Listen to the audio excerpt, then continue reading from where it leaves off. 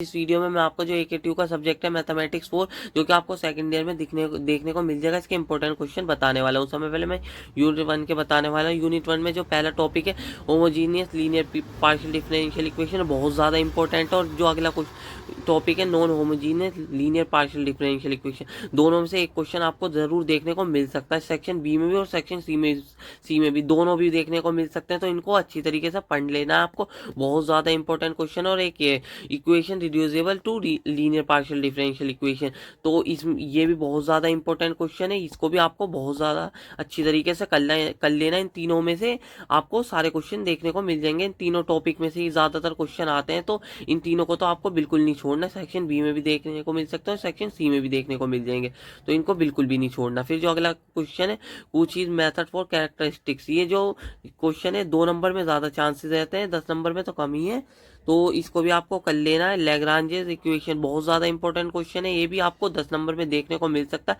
तो आपको भी इसको अच्छी तरीके से कर लेना है, बहुत अच्छी तरीके से कर लेना है। जो अगला क्वेश्चन है चार पिट मेथड, तो ये भी आपको कर लेना है, ये भी इम्पोर्टेंट है, इसको भी आपको कर लेना है। ये भी सही क्वेश्चन है, ये भी बहुत बार देखने को मिल जाता है, तो आपको ये कर लेना है।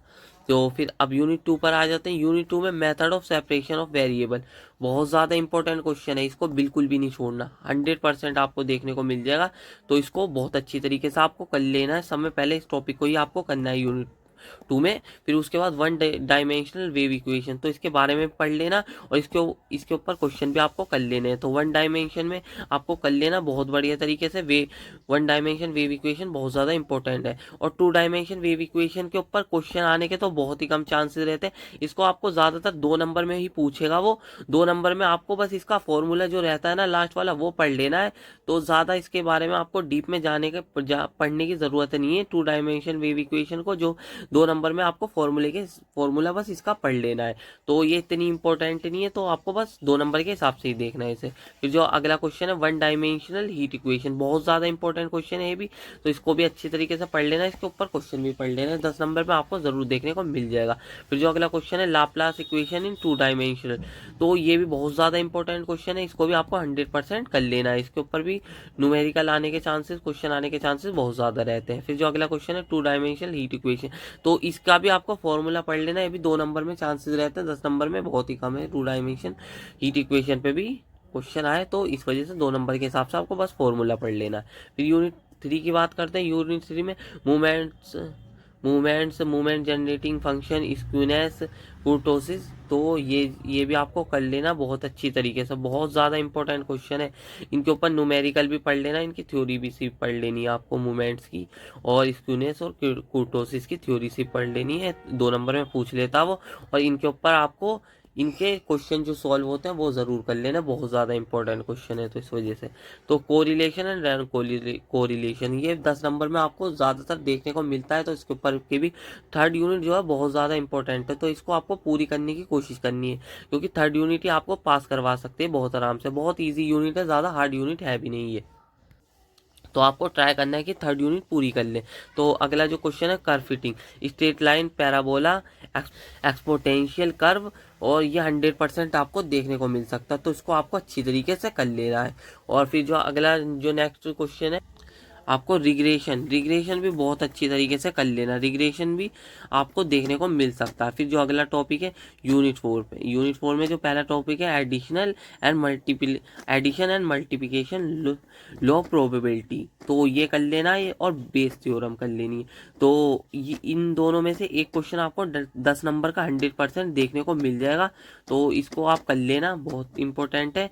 बेस थ्योरम ज़्यादा इंपॉर्टेंट है, तो बेस थ्योरम को अच्छी तरीके से कर लेना है आपको, तो ये इस 10 नंबर में आपको देखने को मिल सकते हैं। और जो अगले क्वेश्चन है ना बायनोमियल डिस्ट्रीब्यूशन, बहुत ज़्यादा इंपॉर्टेंट क्वेश्चन है, पॉइसन डिस्ट्रीब्यूशन, नॉर्मल डिस्ट्रीब्यूशन, इन तीनों में से आपको 10-10 नंबर में क्वेश्चन सेक्शन बी और सेक्शन सी दोनों में मिल सकते हैं, इनमें से सारे क्वेश्चन भी इनमें से भी मिल सकते हैं, तो इन तीनों टॉपिक को तो बिल्कुल ही नहीं छोड़ना है, इन तीनों टॉपिक को तो अच्छी तरीके से करना है, और एक बेस थ्योरम को।